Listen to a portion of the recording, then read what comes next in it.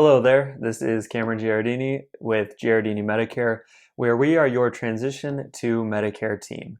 And with any transition to Medicare, you have to start first with applying for Medicare. So the video today is going to be for any individual who is older than 65. They've deferred their Part B because they're either covered by a spouse's employer or your own employer coverage, and now you are looking to retire and you need Medicare to start, but you're older than 65. So if that applies to you, please stick around and we'll get into the details of how you should apply for Medicare. First, let's do an overview of what we're going to talk about in this video when it comes to signing up for Medicare after age 65. The first thing is we will talk about the two different scenarios when you're signing up for Medicare Part B after age 65. Second, we will talk about how to sign up for Medicare Part B after 65 and even mention how you can sign up for Part A past age 65 if you are somebody that chose not to receive Part A when you first did turn 65. Lastly, we will talk about the special considerations you will want to keep in mind when you are considering retirement or starting Part B and you are past age 65. If you're signing up for Medicare Part B for the first time and you're older than age 65, there are again two scenarios that you will have to consider when going about the application process. Now, the first one is you are currently covered by active creditable employer coverage through your employment or a spouse's employment. And again, the emphasis here is that it is active employer coverage. So this means when you turn 65 back in the past, you were either covered by your own insurance or a spouse's insurance, and you continued that coverage past age 65. And because it was a larger employer and it was creditable coverage, you were able to defer Part B with no penalty to a later date. Now what happens is your spouse is retiring, or maybe you're retiring and you're losing that active employer coverage. So that is the first scenario. When this happens, you have an 8-month period to enroll in Medicare once you have stopped working. However, just because you have 8 months from when your employment stops does not mean you will want to wait until after your employment ends to apply for Medicare Part B. You can see right here from a Medicare.gov or CMS source, you will want to contact Social Security before your coverage ends, so that way you can start your Medicare Part B as soon as your employer coverage is set to end. Now, if you do plan on starting Part B past age 65 and you're leaving employer coverage like we just talked about, there are two important forms you will need to have filled out in order to apply for Part B. And I'm going to link to these forms below in the description, so if you want to print these out on your own, feel free to do that. I'm going to show you what these forms look like right now, and we'll talk through what each one of them does and why it's important to bring these to the Social Security office in order for your application for Part B to be processed. So let's take a look at those forms right now. The first form you will need for applying for Part B after age 65 is the CMS Form L564.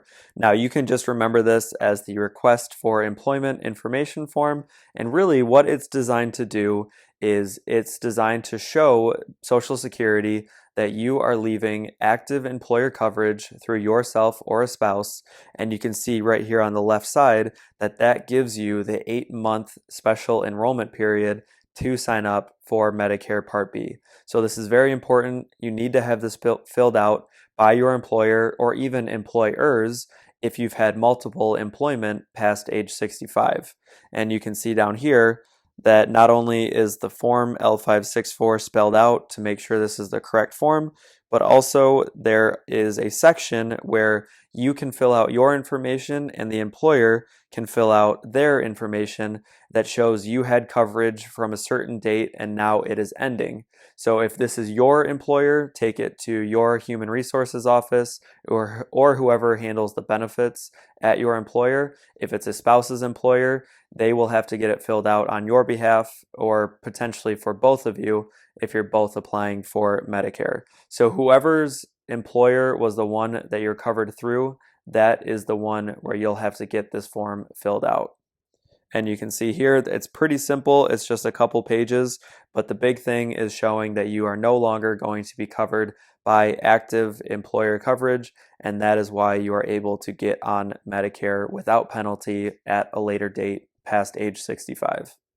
The second form you are going to need to apply for Part B if you're older than age 65 is CMS Form 40B.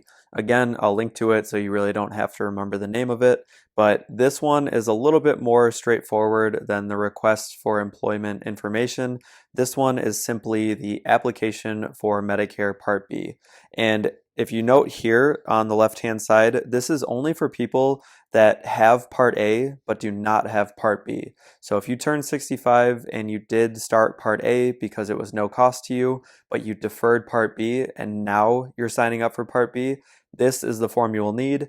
If you are someone that did not get A or B upon age 65, you will not need to fill out this form. So just like the other one we talked about, it is pretty straightforward. You will just want to fill out your information and then bring this to the Social Security office when you plan on going to get everything started once your employment ends. So again, we will link to both of the forms we just talked about in the description below. If you have any further questions on that, just let us know. I have already alluded to this, but it's really important that you take these forms to your local Social Security office in person for everything to be processed. You can see here that if you already have Part A and you want to get Part B, you cannot even sign up online at ssa.gov. However, it does give you the option to do things over the phone, but don't rely on the mail for these forms to get to your office, to get them processed in time. Take both of them completed to your local Social Security office and make sure that when you're there, they process these forms and get your Part B started so that there's no gap from when your employment coverage ends to when your Medicare should start. Even if you're at the office and they say we will process it later, say no, make sure you process it right now. It only takes a few minutes, so make sure you get confirmation that they are processing these forms in person and there's not going to be a gap in coverage before your Medicare will start. We just talked pretty in depth about the first scenario when it comes to signing up for Medicare past age 65, and that is, of course, leaving active creditable employer coverage through you or a spouse. Now let's shift a little bit and talk briefly about the second scenario if you're trying to start Medicare past age 65. And that second scenario is that you are not covered by active employer coverage through you or a spouse. So here are some examples of coverage that is not considered active employer coverage, and they consist of COBRA, retiree coverage, or even Marketplace if you are covered by individual health insurance that you purchase yourself on one of the exchanges. So what happens in this scenario is that if you have waited more than 8 months to sign up for Medicare Part B after your employment ended, you are no longer eligible for your special enrollment period, and what you have to do instead is you have to utilize the general enrollment period. You can see here, this is from Medicare.gov. The general enrollment period is from January 1st until March 31st. Now, it's important to note this has nothing to do with signing up for Medicare supplements or Medicare Advantage plans. This is only applicable to people that have gone more than 8 months without employer coverage, you're past age 65, and now you want Part B. So one of the ways that this can happen is, let's say you had COBRA for 18 months because you wanted to continue the coverage past when you stopped working. Now, you thought the COBRA was technically employer coverage because it worked just like your employer coverage. However, it is not recognized as active employer coverage. So now, let's say it's been 18 months since you stopped working, you've had COBRA this entire time. Now your COBRA is set to expire and you want to start Medicare to avoid a gap in coverage. What happens again is you are no longer eligible because you have gone past that 8-month window. You cannot use a special enrollment period. Now you have to use the general enrollment period. And this applies to if your COBRA runs out during July or any time of the year. You have to wait until January 1st through March 31st of each year. You will also likely be subject to a late penalty for Part B, which we'll cover in different videos. But again, you have to utilize this general enrollment period. And what happens is you apply from January 1st to March 31st, and your coverage, your Part B, will not actually start until July 1st of that year. So I know that is really confusing. You may want to re-listen to that last part, but basically, if you are not leaving active employer coverage and it's been more than 8 months since you were last employed, you will have to utilize the general enrollment period. If you are leaving active employer coverage, disregard everything I just said. You can go back to the first example where we use the special enrollment period. But again, these are really the two scenarios you're going to run into when it comes to signing up for Medicare Part A and Part B, or just Medicare Part B past age 65. So we just talked a lot about applying for Medicare after age 65 and how having either active employer coverage or not having active employer coverage can greatly impact how you go through that application process. Now, with all that being said, there are two more special considerations I want you to keep in mind when you are looking at signing up for Part B after age 65. So let's talk about those right now, and we'll see how they can have an impact on your situation. The first consideration to keep in mind when applying for Medicare Part B after age 65 is that your initial enrollment period actually takes precedence over your special enrollment period. So what this means is that if you are applying for Medicare around your 65th birthday, or if you're retiring or stopping employer coverage after your 65th birthday, this is going to be really important to you. If you've seen our other videos, you'll know that your initial enrollment period is the 3 months before, the month of, and the 3 months after you turn 65, as you can see in the chart here. Now, where this can impact you is if you plan to retire during that latter 3-month period, you can have a delay in your Medicare coverage based on when you apply. So if you're already older than 65, this really does not apply to you. It's helpful to know for friends and family, but it really won't impact your individual Medicare choices. And again, we are just talking about signing up for Medicare A and B. This is not something that really applies to Medicare Advantage or Medigap. This is just getting your Medicare set up in the first place. So this chart will show you a little bit more of what I'm talking about. If you apply in the 3-month window after you turn 65, you can see here that you will have a gap in coverage based on the month that you apply. So if you apply in the first month after you're 65, you have a 2-month gap. If you apply in the second or third month after you turn 65, you have a 3-month gap in your Medicare Part B start date. You can even see this a little bit better in this chart, where the E is your enrollment month and the C is when your coverage begins. So one way this can be confusing, or one way this can trip people up, is let's say you are turning 65 in June and you plan on retiring in August. Now, if you go to August on this chart, imagine June is the age 65 month. August would be the second month after age 65. If you see, there's no C in that column. And that is because your coverage cannot begin 2 months after you turn 65. So you can't start Part B to start exactly the second month after you turn 65. And if you apply in August, or if you apply in July, let's say, for an August start date, you'll actually have a 1-month gap, and it will start 3 months after you turn 65, or 1 month after you applied. So again, it's really confusing. If you have more questions on it, give us a call, but really look at this chart and think, are you retiring in the last 3 months that you turn after you turn 65? If that applies to you, then this can have a huge consequence, and you'll want to coordinate ahead of time to figure out what is best to get your Medicare started so there's no gap from your employer coverage to your Medicare Part B. Now, the second consideration is a little bit different.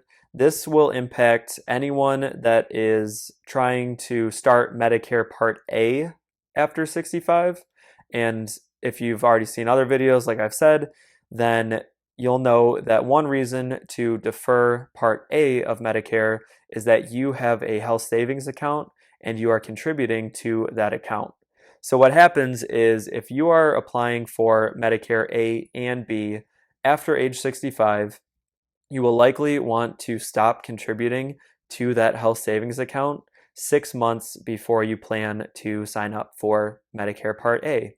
And the reason is that if you are applying for Part A, it will be backdated 6 months. So if you are currently contributing to an HSA, let's say you're 67 years old, and now you're planning to retire in the upcoming year. When you go to apply for Medicare A and B upon retirement, your Medicare Part A will start 6 months before your Part B will start. And this can make a little bit more sense. This is from Medicare.gov. So it goes retroactive 6 months. So if you're going in of July of this year to get your A and B started, your Part A will actually go back to January of this year.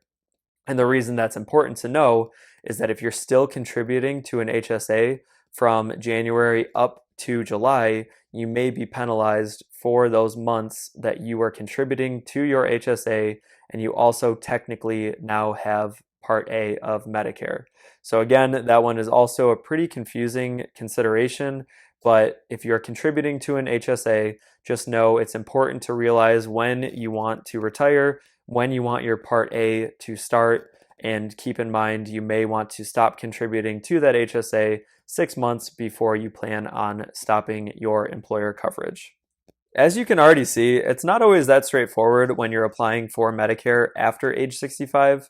I don't want to make it sound like a huge daunting process, but there are certain steps you'll need to take in order to make sure your transition from employer coverage or other coverage goes smoothly and you can start your Medicare properly.